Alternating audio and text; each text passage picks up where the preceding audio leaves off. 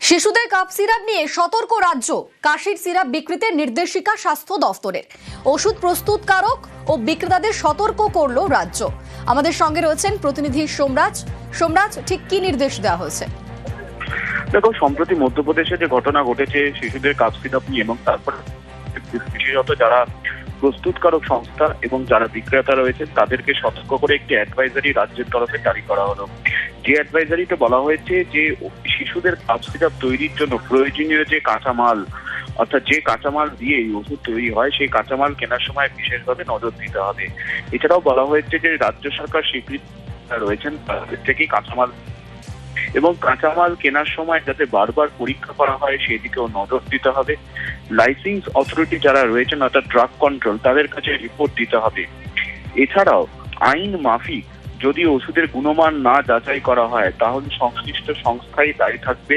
রাজ্য সরকারের তরফে এই অ্যাডভাইজারি জারি করার পাশাপাশি কাপ সিরাপগুলি বর্তমানে যেগুলি বাজারে রয়েছে তার গুণমান নিয়েও সতর্ক ইতিমধ্যেই রাজ্য। যেটা নবান্ন সূত্রে জানা যাচ্ছে, এখনো পর্যন্ত 150টি কাপ সিরাপের ব্র্যান্ড টেস্টিং এর জন্য ল্যাবরেটরিতে নিয়েছে রাজ্য। মূলত যে কাপ সিরাপগুলি বাজারে রয়েছে সেখান থেকেই 150টি কাপ সিরাপের নমুনা নেওয়া হয়েছে, ল্যাবরেটরিতে পাঠানো হয়েছে সেগুলি পরীক্ষা করার জন্য।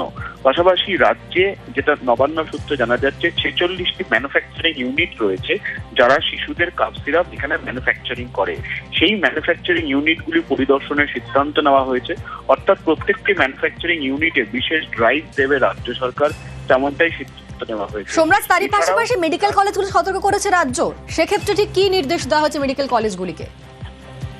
দেখো, শিশুদের কাপ সিরাপের প্রসঙ্গ যেহেতু এসেছে, সেই জন্য রাজ্য জুড়ে সব মেডিকেল কলেজ এবং রাজ্যের সব জেলার মুখ্য স্বাস্থ্য আধিকারিকদের সতর্ক করা হয়েছে। সেখানে বলা হয়েছে যে প্রত্যেকটি জেলায় ওষুধ যেখানে মজুদ থাকে অর্থাৎ রিজার্ভ স্টোর, পাশাপাশি সরকারি মেডিকেল কলেজগুলিতে যেখানে ওষুধ মজুদ থাকে অর্থাৎ বিভিন্ন সরকারি মেডিকেল কলেজ হাসপাতালগুলিতে মেডিকেল স্টোর, এবং যে ফিল্ড হাসপাতালে স্টকে থাকে সেই ওষুধগুলির পরীক্ষা করে রিপোর্ট দিতে বলা হয়েছে। অর্থাৎ যাতে ওষুধগুলি এক্সপায়ারি কবে রয়েছে, অর্থাৎ এক্সপায়ারি ডেট পেরিয়ে যায়নি তো, এই রিপোর্ট দিতে বলা হয়েছে।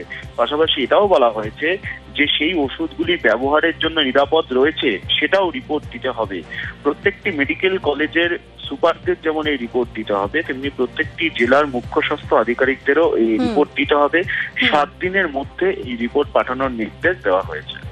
ধন্যবাদ সোমরাজ।